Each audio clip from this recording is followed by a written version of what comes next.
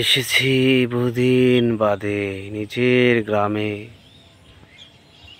এই জায়গাটি যেটা দেখছেন না, বুঝেছেন? এটা চিলমারি উপজেলার রাজারবিটার সামনে নদীটাতে এটা বাদ দেওয়া হয়ে গেছে। এই রাস্তাটা ছিল আসলে বাদ দেওয়া হয়েছিল, পরে জমিটা পুরোটা এটা জমি হিসেবে আবার পুরাতন স্মৃতিতে চলে এসেছে। এটার পরেই ওইদিকে যেটা দেখা যাচ্ছে, ওইদিকে একটা যে গাছ দেখতে পাচ্ছেন, গাছের ওই পাশটাই নদী। ঈদ মোবারক। ভালো আছেন সবাই? সকলকে ঈদ উল ফিতরের রক্তিম শুভেচ্ছা। আজকের এই ঈদের দিনে গাজাবাসী যে অন্যায় অবিচারের সীমাহীন কষ্ট উপভোগ করছেন, তাদের জন্য মহান আল্লাহর কাছে প্রার্থনা করি, আল্লাহ যেন গাজাবাসীর উপর রহমত করেন, ফিলিস্তিনের উপর রহমত করেন। অত্যাচারীদের বিরুদ্ধে আল্লাহ আমাদেরকে সাহায্য করুন।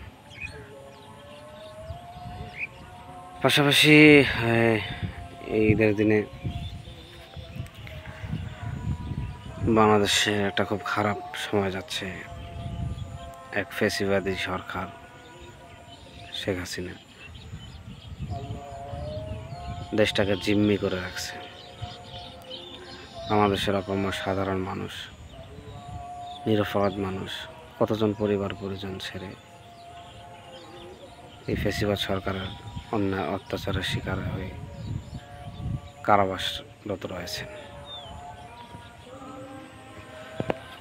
অচিরেই তাদের জন্য মুক্তির দাবি যে জানাবো, এটা কার কাছে জানাবো? যাদের কাছে জানাবো তারা তো নিজেরাই সেই ঐতিহাসিক নির্বাচনের লোক।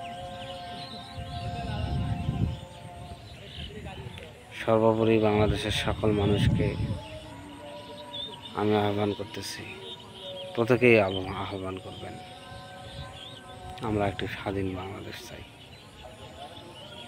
যেখানে আমরা স্বাধীনভাবে নিজের মতামত প্রকাশ করতে পারব। সকলে ভালো থাকবেন। আসসালামু আলাইকুম ওয়া রাহমাতুল্লাহি ওয়া বারাকাতুহু।